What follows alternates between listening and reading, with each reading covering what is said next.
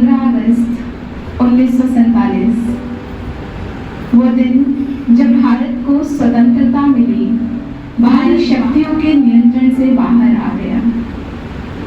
बहुत यादगार ये दिन, बहुत खुशी का ये दिन, जिसको हम आज तक स्वतंत्रता दिवस के रूप में मनाते हैं।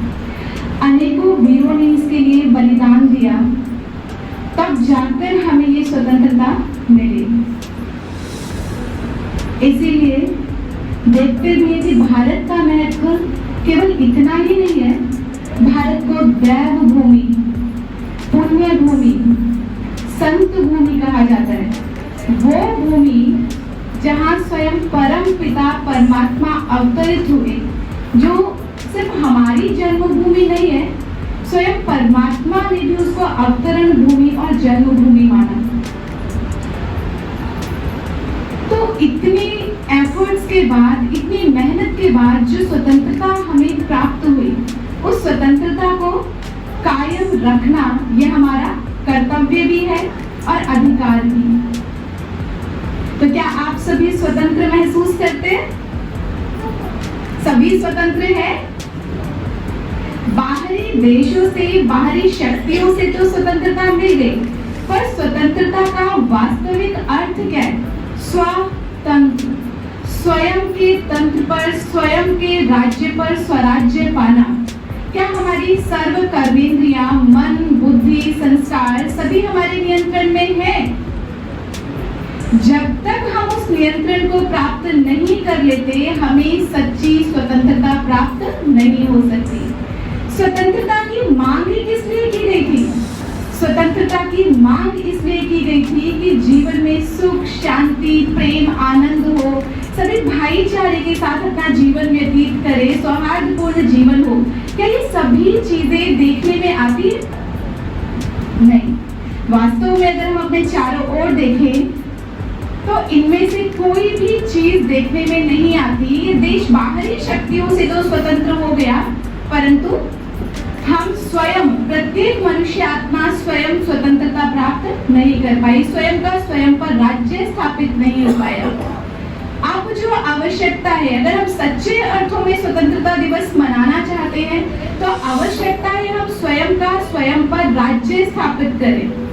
वो स्वतंत्रता जो कभी बाहरी शक्तियों से प्राप्त की गई थी, आज हमारे स्वयं के ऊपर रावण का, बाहरी शक्तियों का, माया का जो राज्य है, उस पर हम जीत प्राप्त करें। इसके लिए जिस प्रकार स्वतंत्रता संग्राम हुआ था, एक युद्ध हमने उस समय स्वीकार किया था, हमारे स्वतंत्रता सेनानियों ने उस समय एक युद्ध स्वीकार किया था। किसके साथ? बाहरी शक्तियों के साथ, अंग्रेजों के साथ। इस समय हमें भी एक युद्ध स्वीकार करने की आवश्यकता है। वो युद्ध जो गुप्त रीति हमें स्वयं को, स्वयं की बुराइयों के साथ करना है। हर एक को हमें जरूरत है अपनी स्वयं की बुराइयों पर, विकारों पर, विषय वासनाओं पर विजय प्राप्त करने की। जब इस युद्ध में हम विजयी होंगे, तभी हम सच्ची स्वतंत्रता को प्राप्त कर सकते हैं। उस दिन हम कहेंगे कि हमने सच्चे अर्थों में स्वतंत्रता दिवस मनाया। हम देखते हैं जब इस खुशी को जाहिर किया जाता है, जब स्वतंत्रता दिवस मनाया जाता है, तो ये तिरंगा झंडा, 3 रंगों का ये तिरंगा झंडा हर जगह फहराया जाता है। बहुत अच्छा इनका कॉम्बिनेशन है ना, तीनों रंग एक साथ बहुत सुंदर लगते हैं। पर इन तीनों रंगों का अपना एक विशेष महत्व है, जिसके कारण इस झंडे को तिरंगा झंडा चुना गया। इन तीनों रंगों को उस झंडे में शामिल किया गया। तो देखो, सबसे पहले क्या है? केसरी रंग, जिसको भगवा रंग कहते हैं। केसरी रंग किस चीज का प्रतीक है? केसरी रंग प्रतीक है त्याग का, वैराग्य का। देखते जो हमारे देश के साधु, सन्यासी, महात्मा होते थे, कौन से रंग के वस्त्र पहनते थे? भगवा रंग के, केसरी रंग के वस्त्र वो पहनते। इस चीज का कारण सिर्फ यूं ही नहीं है कि यूं ही ये भगवा या केसरी रंग को उन्होंने स्वीकार कर लिया। इसे स्वीकार करने के पीछे का एक बहुत बड़ा रहस्य है। ये रंग वैराग्य वृत्ति और त्याग भावना को अपने अंदर समाये हुए है। ये उसको प्रदर्शित करता है। क्योंकि वो घर बार संसार छोड़कर जंगलों में चले जाते थे, तो उन्होंने क्या किया, उस त्याग को प्रदर्शित करने के लिए एक अलग से रंग चुना। क्या रंग? केसरी रंग। तो अब वो समय है जब हम सच्ची स्वतंत्रता यदि मनाना चाहते हैं तो हमें त्याग और वैराग्य भावना को स्वयं में स्वीकारना होगा। अपने दुर्गुणों का त्याग, विकारों का त्याग, वासनाओं का त्याग, जो अल्पकालीन इच्छाएं हैं और इच्छाओं से वैराग्य लेना होगा। जब तक ये त्याग और वैराग्य हमारे जीवन में नहीं आ सकता, अर्थात हम जब तक इस केसरी रंग को अपने जीवन में नहीं समा लेते, तब तक हम सच्ची स्वतंत्रता प्राप्त नहीं कर सकते। दूसरा रंग हम देखते हैं, दूसरा रंग कौन सा होता है?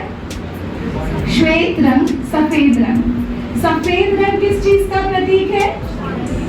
शांति का, पवित्रता का।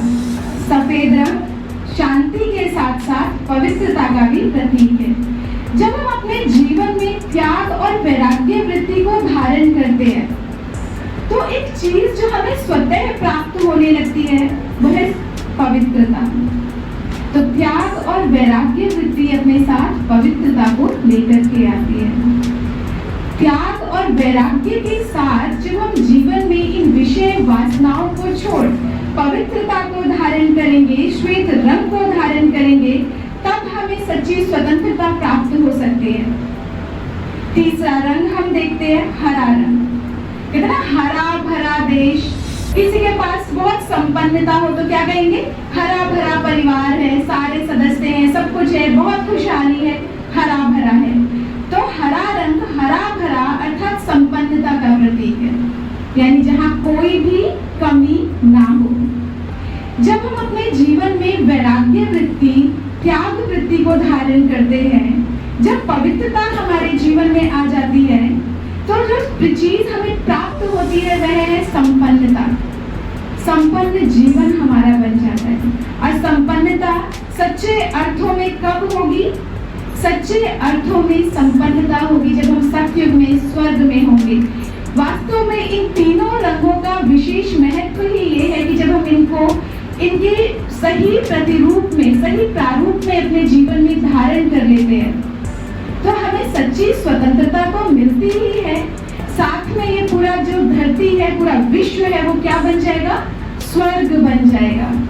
तो हमें तिरंगा केवल फहराना नहीं है, इन तिरंगे के तीनों रंगों को स्वयं में समा लेना है।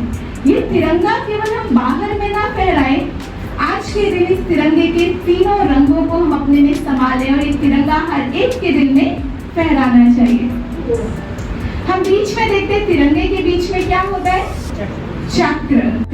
ये चक्र किसका प्रतीक है? जब हम तीनों रंगों को अपने जीवन में फहरा लेते हैं उस समय ये सृष्टि का चक्र परिवर्तन होता है और सृष्टि का चक्र परिवर्तित होकर पुनः शुरू हो जाता है उस समय से जब हमारा देश संपन्न था, भरपूर था, सुख शांति प्रेम की गंगा बहती थी। जिस समय के लिए कहते हैं कि शेर और बकरी एक घाट का पानी पीते थे।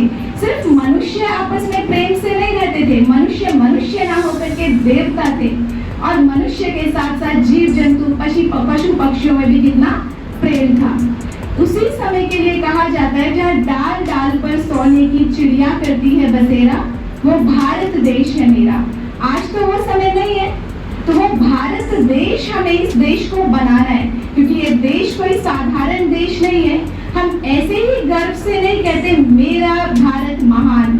वास्तव में भारत महान देश है, महान भूमि है जहाँ देवी देवताओं का जन्म हुआ, जो परमात्मा की अवतरण भूमि है। तो इसको पुनः वो दैव भूमि बनाने का कार्य, इसे पुनः स्वर्ग बनाने का कार्य हमारा है। इस पे सच्चा सच्चा तिरंगा लहराने का कार्य अब हमारा है। तो एक बार और सभी को 15 अगस्त स्वतंत्रता दिवस की बहुत बहुत बधाई हो।